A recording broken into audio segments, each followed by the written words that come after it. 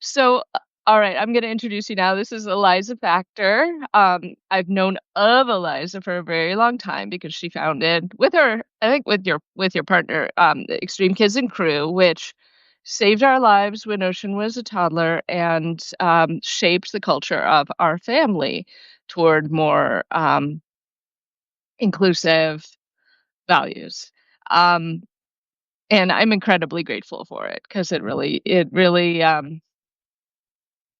it cut through a lot of the internalized ableism and isolation that I was experiencing and, showed me that there's a community where, everyone belongs, but our families are centered.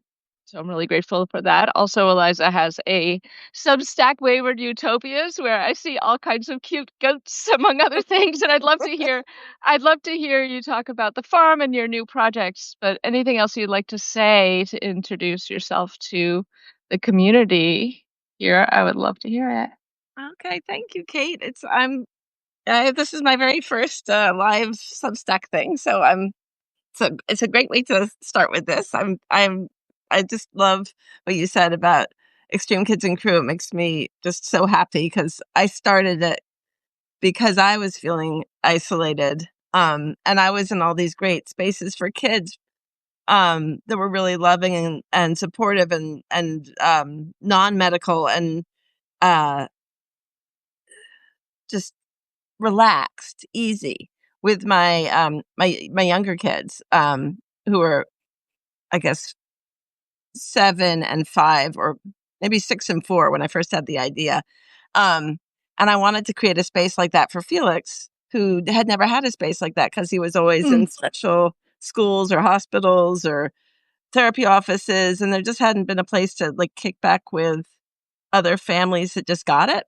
And when we were in kind of neurotypical spaces, everybody was really nice to Felix, but I kind of felt like he was like a project for them. Like we're gonna educate our family and be really inclusive, and we're gonna include Felix. And it was just like this big like annoying. It was just annoying. I mean, they were trying their hardest. There was nothing wrong with Right, it, but it was so relaxing to be with other families who just have disability in their family, and they're just like, hey, and they just, right. They're just there's just like, "This is a it's just not family." it's just not a big deal. I mean, it can be, but it's not. It Mhm. doesn't have to be. And when people are kind of set aside as other, um, it's just there's a stress that enters into the atmosphere that doesn't need to be there. But I think it's a really hard thing to learn if you don't live with it um continuously. So it's not like Mhm. I'm not. I love a lot of the people that I wanted to, not have extreme kids. It's just I thought of it like a gay bar, like, it's nice to Exactly. you're part of a bigger world, but it's nice to go to a gay bar. Um, It's nice to have an affinity group where yeah. they're really the expectations are not therapeutic, it's about play and it's about that's Yeah, how and I it's just a felt. nice way of I feel like when you feel a sense of home and acceptance, your Mhm. whole body relaxes and things, but you could start to see a larger world. When you don't feel Mhm. that, you can get quite stiff and your world shrinks. And the Um, beanbags don't hurt. and the bean bags don't hurt. Exactly. Yeah. So yeah, so that I'm just so thank you for leading with that. And actually Extreme Kids just came out to the farm on Saturday, a whole bunch of Oh, families. tell us about it. Tell us about the trip. How was it? It was so fun. They pet the goats. They picked raspberries. They just really enjoyed themselves. It was just really, and I felt so happy because if when you start an organization, it's a lot like I'm a novelist, so it's a lot like writing a novel. Like I like big projects, obviously. And novels are very big projects, and There's um a farm. and same with farms and same with nonprofits. But like they really are like babies, and like your whole body and soul and imagination and energy is all kind of focused on making it happen, and then they kind of come into being, and then if you're like me, you want to start a new project, which means other people have to like take over your project,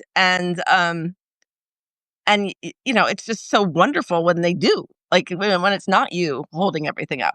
And we, like, so Extreme Kids just kind of just is just blossoming under completely different but completely aligned leadership. And so it's like having a kid, come back from college, just like, independent and wonderful, and if it's such a good feeling. So that's how I felt How on many Saturday. people came? Like About. about 40 people, I think. Wow. Yeah, yeah, Wow. yeah. I hope you guys got pictures. We got some pictures. I put some. Great. There's a couple cuties pictures on Wayward Utopia, Oh, and okay. I I'm think gonna check it Extreme out. Extreme Kids will post some also. Um, Wonderful. yeah, it was a joy. It was a deep, deep kind of joy for me. Yeah, Ah, and so um, this project here, the farm here is kind of a natural extension of Extreme Kids. I started Extreme Kids when Felix was 7, and I wanted him to have a play space, and just and I wanted all of my kids to be in a space where disability was the norm, and meet other families and all that kind of stuff. And it worked pretty well for Felix for a couple of years, and then the city became too much for him, and we were mhm. very, very, very lucky to get him a placement in a residential school in New Hampshire that was like so good. It was so good for him. Like he instantly, like the first week he was there, he just settled into Mhm. himself again, and he'd been really having a hard time for years. And I think it was, first of all, it was being in a place where he had all the supports that he needed, which we could never get for him in a nuclear family, even though we had Mhm. tons of people coming in trying to help. But mm, the the kind of supports, the kind of 24-hour care that he needed was just always kind of, um, it was always we were always scrambling, so there Yeah. was never that sense of just, "It's gonna be there." So I think he was always anxious because of that. And, and then the city itself, yes, so I love the city, but it's very energetic and, Mhm. loud and difficult to get around in a wheelchair. And so being in a place which was just kind of like it was on top of a mountain, there were, like, bears and eagles, and Oh, everything was wheelchair accessible, and he had, helpers 24/7, 3 shifts, so nobody was getting too tired, and it was just an amazing place. But, it's a school, and the thing about schools is they end, and so I kept on thinking, yeah. "What happens when he graduates?" And I wanted to create a place that kind of took what that school did so well, which was, like, a really strong community of people with significant disabilities, um, and nature, like a real deep immersion in nature, um, and a great support system. And of course, as a individual family, we couldn't. I was like, I don't know how we're gonna do that. So what ended up happening is, we have Felix going to a group. Hopefully next year, he'll go to a group home run by a great organization called In Flight, and they can take care of his, like, just, basic living and Yeah. sleeping, which is the hardest thing for us. And then they will, like, we are creating a work opportunity for Felix and all the other people in his group home. Um, and already we've the farm is already creating work opportunities for people in day hab programs at the Arc, and we have partnerships with Ramapo and, oh, well, just a whole bunch of different organizations come, and they have farm experiences, and they help us in the field, and they make art with materials that are grown on the farm. Like our pottery is harvested on the farm, and we turn it to teacups, and then we grow herbs and dry them and turn them into tea, and then so you can have tea in Um, a cup that you made with tea that you harvested. It's really fun. Wow, the whole, like, gamut, right? From the very beginning, from the earth to Yeah, getting into yeah, your mouth. yeah, Oh, I yeah, love that, and is that what you mean by following Felix? That was something you yeah, said when we. yeah. I would have like if Felix had been born differently, it would have been easier to. I mean, we would have just had a more of a typical family, and I mean, with the way that Felix is, he needs so many people, as part of his community just to live well and to be able to share his gifts. Like, he can't share his gifts if he doesn't have the support. But when he does, he's really an incredible person, and has, like, so many people who've worked with him have, come up to me and just said, they're so grateful for the opportunity, and he really changed their lives for the better. And he does that in a very I mean, he does that consistently, um, and it's a mysterious healing power he has. Um, so, you know, trying to create environments that facilitate that is what I've been doing. Mhm. And so I have this this guy who's kind of teaching me how to do it, who happens to be my son. Yeah, Yeah, gotcha. yeah. And, when we talked a few weeks ago, you said something about the fact that even though, him being nonverbal, you can still listen to him. I wonder if you could elaborate on that a tiny bit. Um, well, sometimes it's clearer than others. Mhm, I mean, I wouldn't say that I always know what he wants, but I definitely have well, like when you have a baby. mhm. Nobody's baby is speaking to them immediately. But when you're taking care of a baby, when the baby is upset, when the baby's happy, when the baby you can just kind of tell, like, from the skin tone and the eyes and the this and the that, a whole lot. And then I think some of that intuitive understanding of, like, body language and just mind melding goes away when kids start to use language, because it's like how most of us communicate is through language. And so we are those other communication skills that we have often get kind of put on the back burner. And so, I mean, you'll see, I mean, like, because I was so attuned to Felix's body language and just kind of his will that you can kind of feel in your bones, um, I became more aware of that in other people too. And, like, so I would be so surprised when somebody was saying something that just obviously they didn't feel. And other people would, like, take it as, you know, take the words literally At when the face person just value. yeah. And Mhm. yeah, I mean, we all do that to a certain extent, but I think Felix gave me a stronger um Bullshit meter? ability.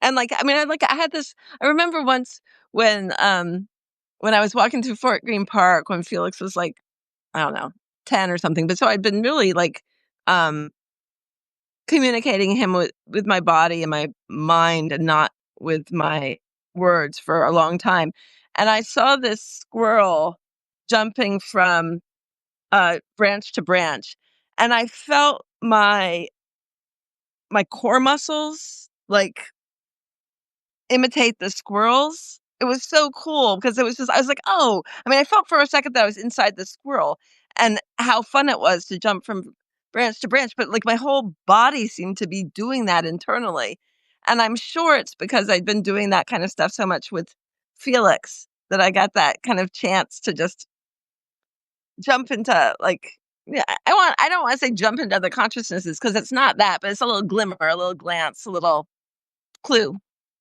It sounds like hyper empathy to me, or at or least hyper empathy. yeah. Well, empathy, sure. Yeah. Um, yeah, so I don't have, like there's he communicates that way with people, like, you just need to be what you need to do with him is, like, quiet your own stuff. Like regulate You your nervous system? Yeah, and just not be thinking about other things. Mhm. Like Not have mindfulness? trying yeah, that kind of thing. Yeah. Mhm.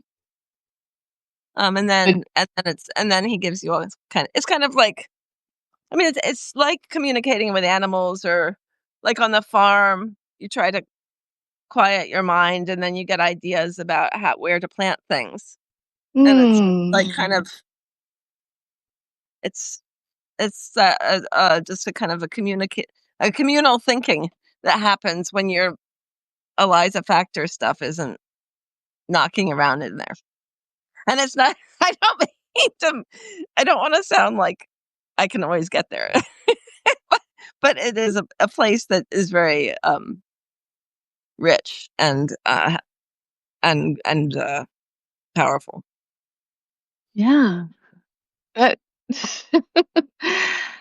It really aligns with, so much that I've learned growing up with Ocean, although Ocean's, a different kid than Felix. I often say we had to get off the hamster we were kicked off the hamster wheel, and I'm Yeah, really grateful for that. yeah, yeah. And his name is Ocean. Yeah. I mean, come on. That's such a powerful elemental name. You must Fucking have tidal known wave. in some way, on some level from the very beginning, he was gonna be a force of nature. Sure. So speaking of nature, would you like to take us on a tour I of would love to. your farm, of I the am so Lonely excited Worm about farm? this. All right, I'm gonna reverse my camera. Here we go. Yeah, you got it. Mhm. Here this is. So this is our pond, which Mm. is just filled with life and is always changing. In the spring and fall, there are these wonderful clouds of vapor that rise up from it like a dragon. I'm walking over Mm. to our alongside the pond to the back of our barn, hoping that I can get these goats to come out and say hi. We'll see. Hello, Baba. You guys in there? Woohoo! They might be. They might be in the woods. Mhm. It's pretty hot, huh?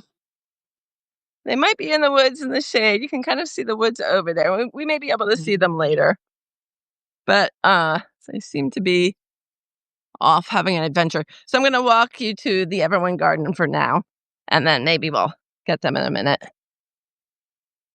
Sounds good. Yeah. Here's our little house, which is cozy as can be. Oh, and I'll Mhm. show you the art barn too. Great.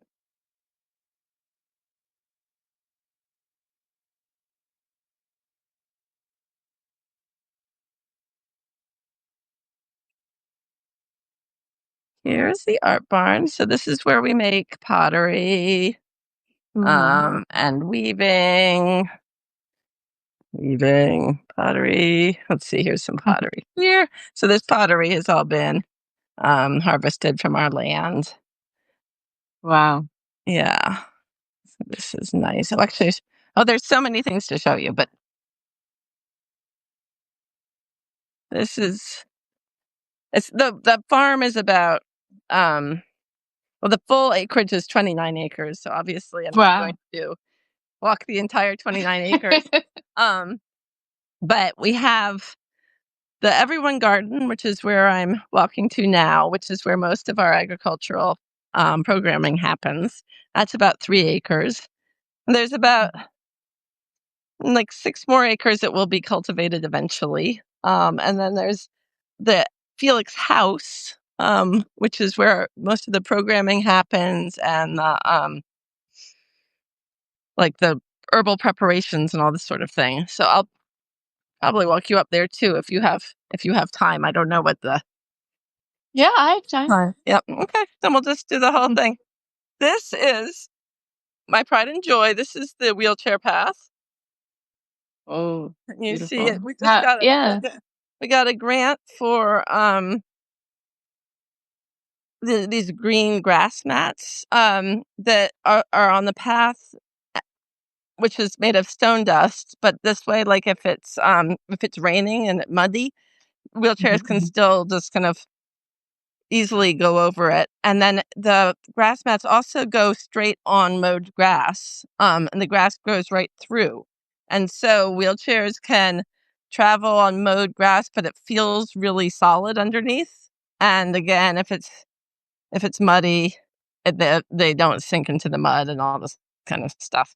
So I'm very excited about this. This is a new thing, and it's making it much easier for people to come and visit. And you see right next to the path, they're like raspberry bushes. Mhm. So you can harvest um, your raspberries right from your wheelchair. And then on this side, we have created these planters, and we made those with um, participants who come on Tuesdays and Fridays from the ARC. They helped us build Mhm. them, and then they plant flowers and vegetables in them. We made this handrail.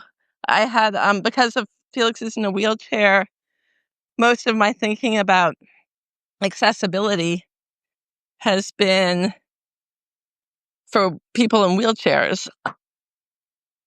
So having like these, like they had groups from the ARC has been really nice because there's all kinds of mobility issues. And so like some people are Mhm. just a little wobbly and they need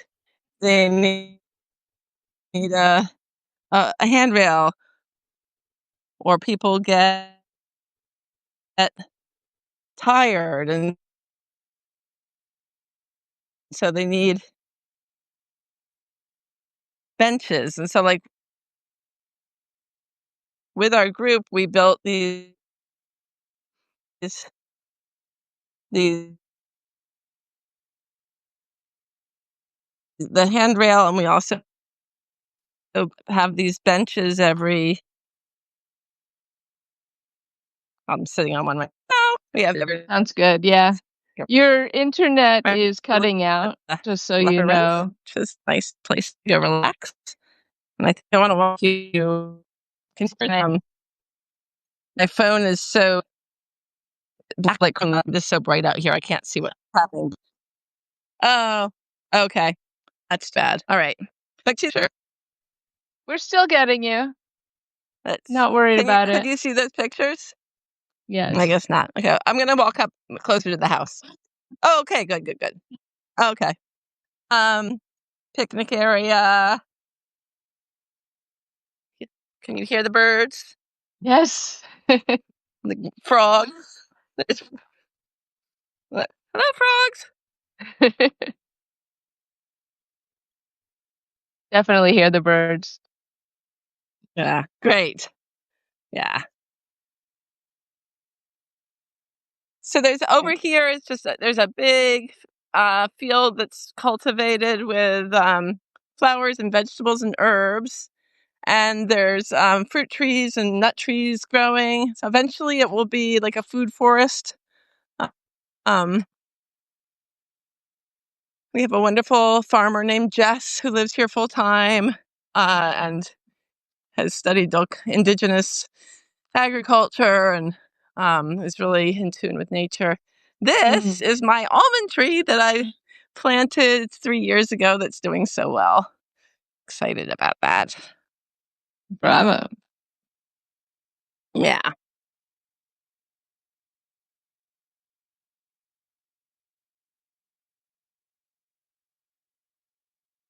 Oh, it's such a nice day.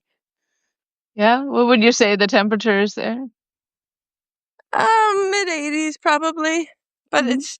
it was muggier this morning. It's like the sun's come out, so it's burned away some of the mugginess. This is my one of my herbal hugel cultures. Mm. So a lot of the idea for like our program is for people with disabilities to be making medicine and helping heal other people. So like this hyssop is a wonderful plant for colds and respiration, and it tastes delicious. Motherwort. It's one of my very favorites. It's a heart tonic and brings you courage. Good old sage is good for memory. Lavender. Everybody loves lavender and nice calming. Nervine. Yeah, so we do a lot with herbs. We dry them for teas. We make tinctures. We cook with them. We love them. We munch them. I didn't realize sage is good for memory. That's really good to know. Oh yeah, it is. There's a great tea with ginkgo and sage, and I haven't taken it in a long time because now I'm like, what are the other things in there? There's 4 ingredients. I'll let you know. So now we're walking over to the Felix house, and maybe we'll be able to meet some of the people in the art group because I think they're meeting there right now. Wonderful.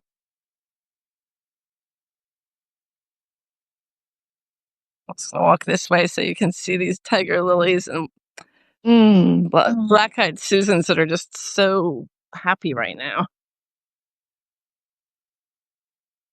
Yeah, It's really that nice. area. It's like that time of year. This time of Yeah. year in that area, the tiger lilies are just It's wild. I mean, just good. Hello, beauties. Mm.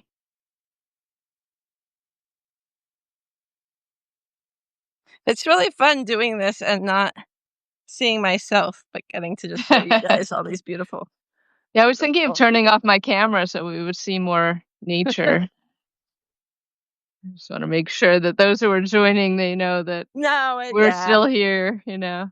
yeah. And when it cuts out a little, it's just a little opportunity for patience and mindfulness, right? There we go. This hill is going to be blueberries, so we'll have Mm. tons and tons and tons of blueberries.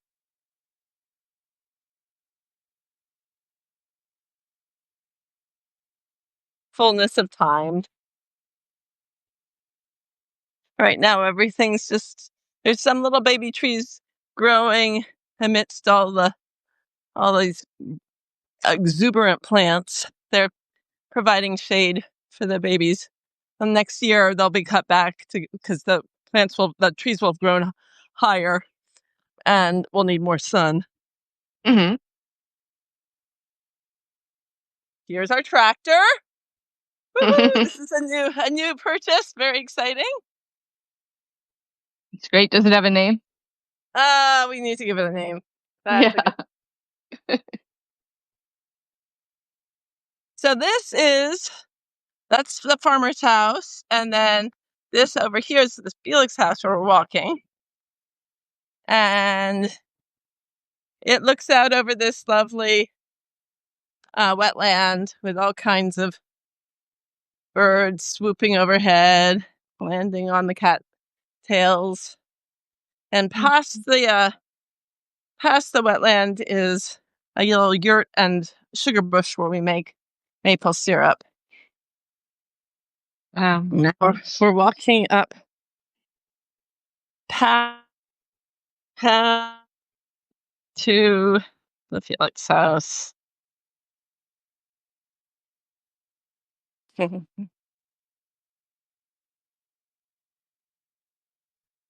So if you're joining us, we're getting a tour of the Lonely Worm Farm with the amazing Eliza Factor, who writes the Substack Wayward Utopias and shares.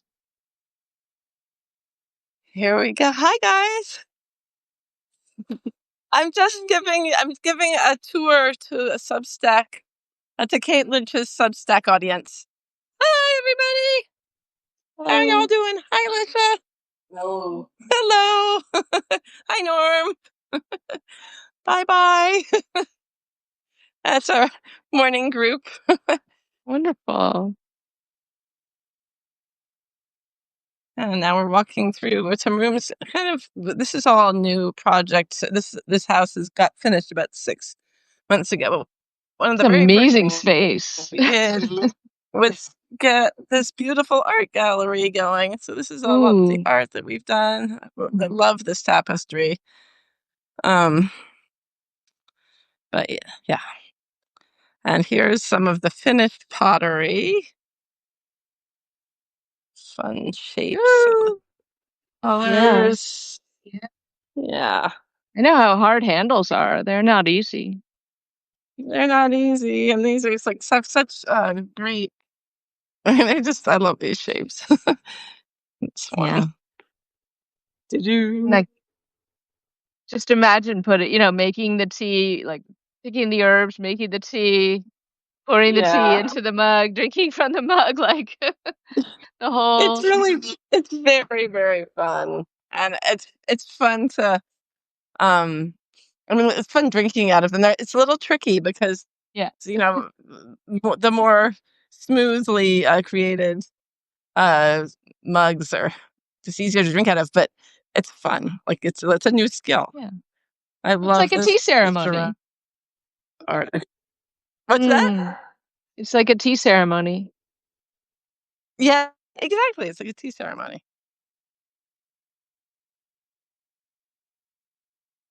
Gorgeous, so colorful. Yeah. Look at this Mm. one. Oh, I love that one. Mm. yeah. And the weaving, This is it's weaving. It's like super fun. So it's all just like from old rags and favorite old shirt and stuff like that that um you can't wear anymore. And yeah. garden fencing, old garden fencing. Oh, Yeah, yeah. So that is, I mean, there's tons more, but I'd say here I'm gonna turn around for a second so you can mhm. see me have Hi. that is a lot of what's going on here. I could go on for oh wait, let's just try one more time to find the goats because there's Okay. And if we don't see the goats today, go to Wayward Utopias because 'cause you'll see plenty of goats there. lots and lots of goats. It's true. Wait, the Close-ups of it was goats. so fun. Like the fiber goats are really friendly, and then the dairy goats are a little bit more like, I mean, they're friendly, but they're not like gonna let people they don't know pet them. And Mhm. I know it's just really fun watching all the uh, all the kids like interacting with them and trying to figure them out, and and yeah, they're just great animals. Let's Yeah, how was see. that with the extreme kids group? Yeah, it it was just so good. Like they just had so much fun. They just had a crazy bus driver. That was the only problem. He ran Oh, over no. our mailbox, but whatever. Like a too fast and reckless bus driver? Or I think we might have lost you for I a feel moment. like we were all like, "Hey," and Lavisa, they're all like, "Whatever." Just nice, calm people. Where are the goats? I'm gonna just go into the barn to see if they're just being lazy. Usually they're outside, but such a nice day. Anyway, I'll take you to the barn because you should see a barn. Yeah, get to see the barn, Yeah. and if there are goats inside, that'll be a bonus.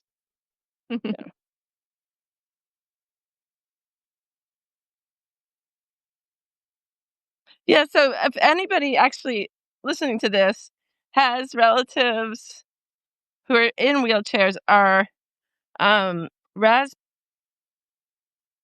going to be just popping like crazy but by next week. And we'd love to have people come out and help pick them. I mean, you don't have to be in a wheelchair, but it's just a nice opportunity. Um, Is that but yeah, usually an or if you're just activity? in the mood to come pick raspberries, just you can contact me through Wayward Utopias or just our website is Lonely Worm Farm.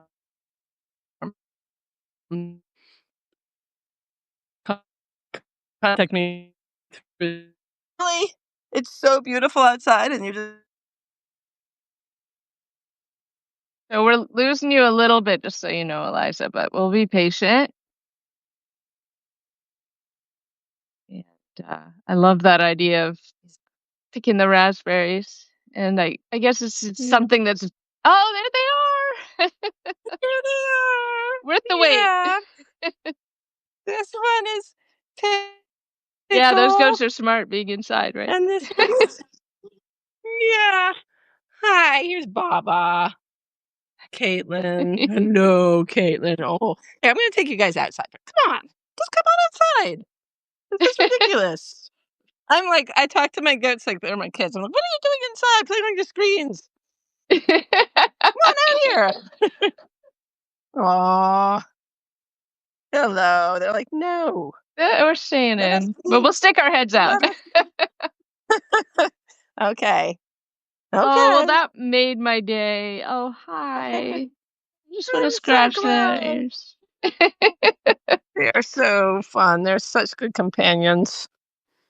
So sociable, friendly, and love to eat. As one does. One loves a goat. Yeah. So, Prajna says, I'm so happy I jumped on the call to see Eliza's amazing farm. I wish we lived closer to come and pick strawberries. Beautiful work. Thank you. Oh, thank you, Price. And I someone else says it's the goats are smart. It is hot. think well, yeah, but here I am foolishly outside. I just want some company. Yeah. Right. Well, so picking raspberries is not normally a wheelchair accessible activity is what you're saying. See, I didn't Right. even know that. Yes. So, Yeah. I mean, it's just hard to get into a farm field in a wheelchair.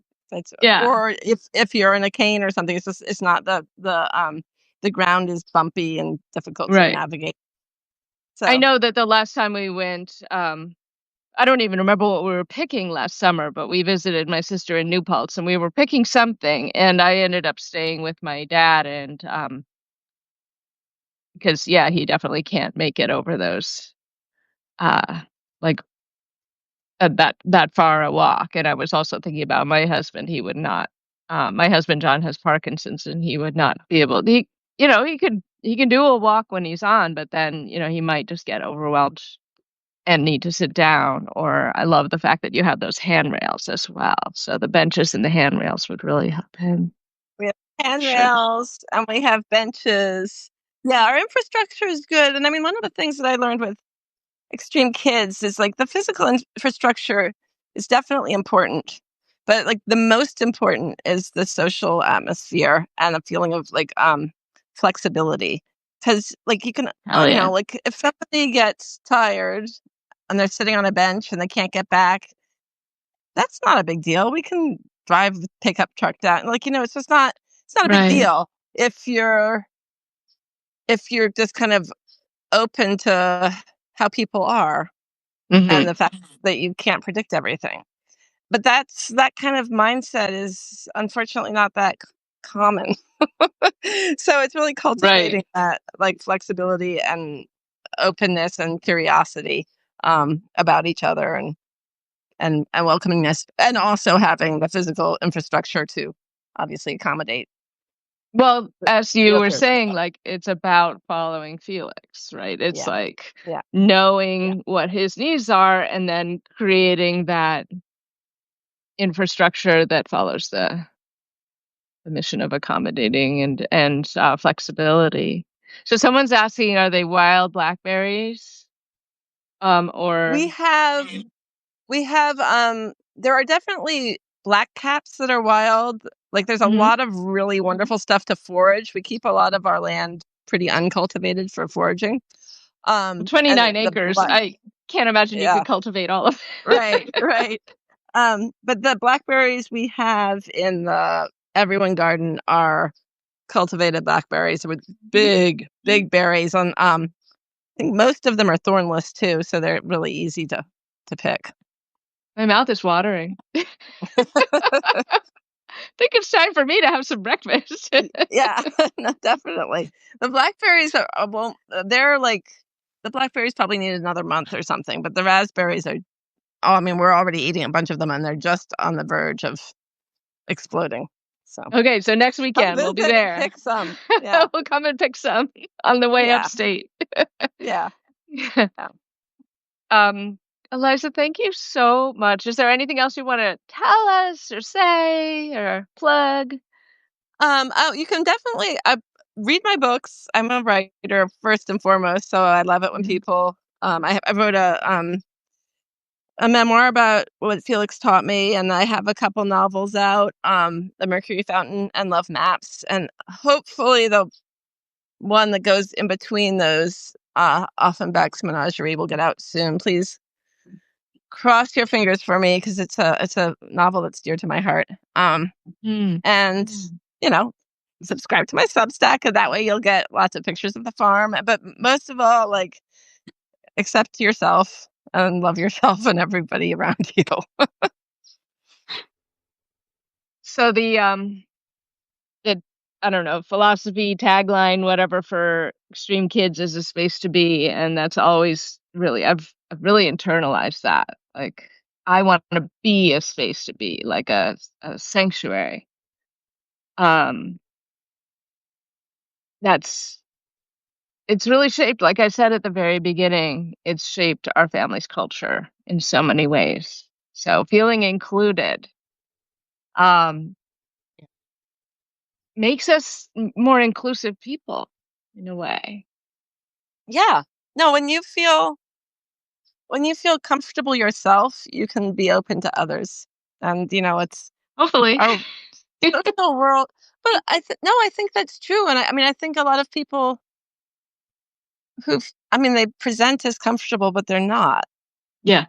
because it doesn't. If they were, they wouldn't be making the They decisions they're wouldn't need making. to grab for power and all of those things Yeah, because they'd already exactly. be Yeah, settled in there. Yeah, it's true. yeah. It's true. Ah, I have a feeling we could go way longer than 45 minutes. And I'm gonna go meet my new nephew, my 3-month-old nephew. I'm so excited. And maybe Have a we'll be able wonderful, to stop wonderful weekend. by on our way I'd love that. upstate. Yeah, or on the way Yeah, back. yep, All right. yep. Thank And you and so and much for anybody the listening to tour. this farm really is for all, specifically for families with people with disabilities, and so just contact me if you want to visit. I love that. That's amazing. That's wonderful. And yeah, that's something I said recently about Extreme Kids is everyone's welcome, but we're centered. And that's Mhm. really that's important. All right. Um, thanks again. Let's do this again sometime. I will put the recording straight up. I'm not gonna hold the recording back. I'm just gonna put it straight up as is. Then I might lightly edit it and make it a podcast at some point, or a video since we want to see the goats. Yeah, All awesome, right. great. Wonderful. Thanks again, Bye Alexa. bye. Bye bye.